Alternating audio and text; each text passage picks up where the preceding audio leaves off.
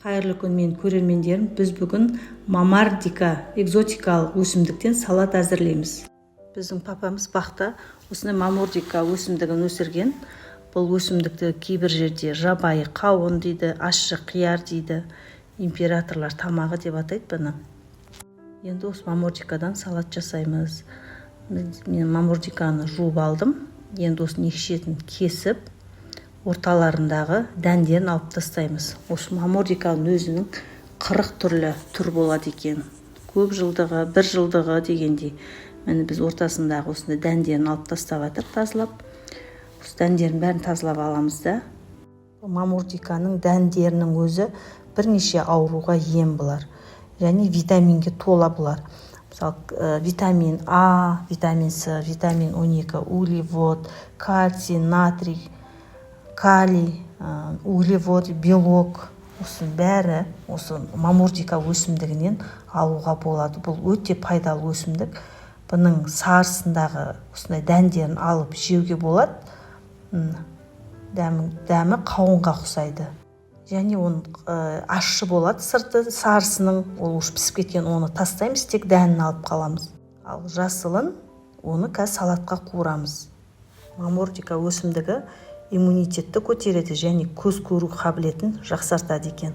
И организмдегі шлактарды тазалайды екен. Бізде осыншама дән шықты. Енді жасыл мамардиканы осындай сопақша етіп турап дайындап аламыз.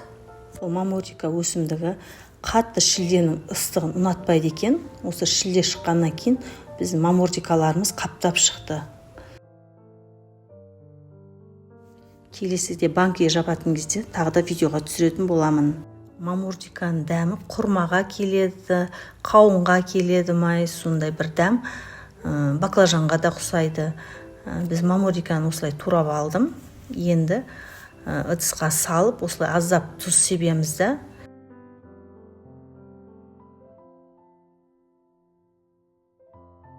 Мамардиканың сырты ащы болады. Осы ащылығы әбден шыққанша 2 сағатқа осылай салып қойып қоямыз. Біз уақытымыз өткенше петрушкамызды, сарымсағымызды, ащы бұрышымызды турап дайындай берейік. Укроп болса, укроп қоссаңыздар да болады. Ютубтан көрсеңіздер болады. Мамардиканы әркім әрқалай дайындалған. Мен бірақ жаз бойы осы рецептпен іске басар етіп дайындап келдім осы уақытқа шейін. Мамардика өсімдігі бұл императорлардың тамағы болып есептеледі екен.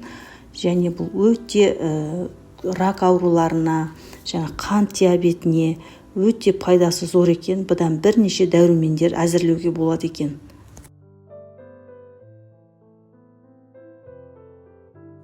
Біз дәмдештер турап болдық. Енді қызанағымызды тураймыз. Мен қызанақтың осындай сопағы суы азын алдым. Ал домалағы да болады. Суы көп болса, суын сығып тастап турайсыздар. Осыны да осылай 4-3 етіп турап аламыз. Бәрін бірдей көлемде етіп. Біз мамардикамыз дайын болды. Енді осыны марлыға осылай суын салып сығып аламыз қазір. Біздіңде осыншама ащы су шықты. Енді марлыға салып, енді орап, осыны тағы артық суларын бәрін сығып тастаймыз. Барынша қатты етіп сығамыз.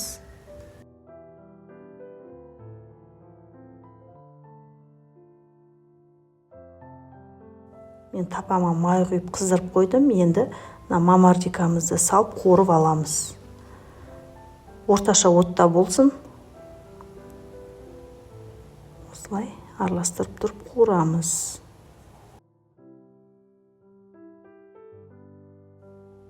Он 15 минут әбден қуырып аламыз.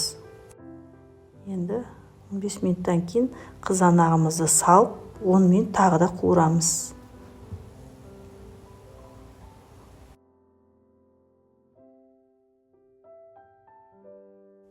Біз салатымызға тұз салмаймыз, өйткені мамардикамызды тұзға араластырып суға салып қойғанбыз, соның тұздығы жетеді. Енді петрушкамызды, ащымызды, сарымсағымызды салып 10 минут тағы да қуырамыз.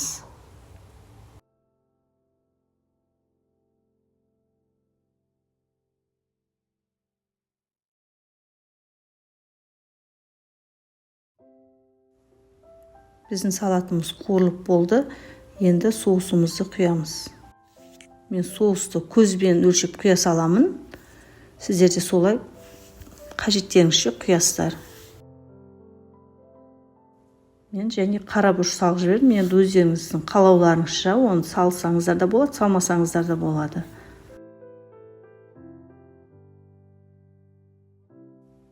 Енді осының бәрін жақсылап тұрып, араластырып, бетін жауып қоямыз 5 минут.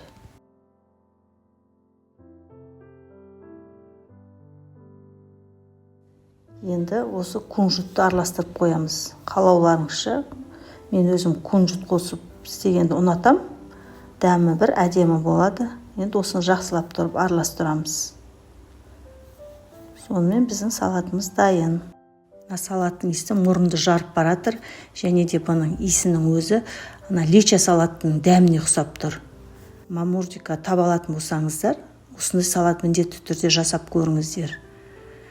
Біздің салатымыз дайын. Енді әдемілікке осылай күнжіт сеуіп қойсаңыздар болады. Бәрімізге ас болсын.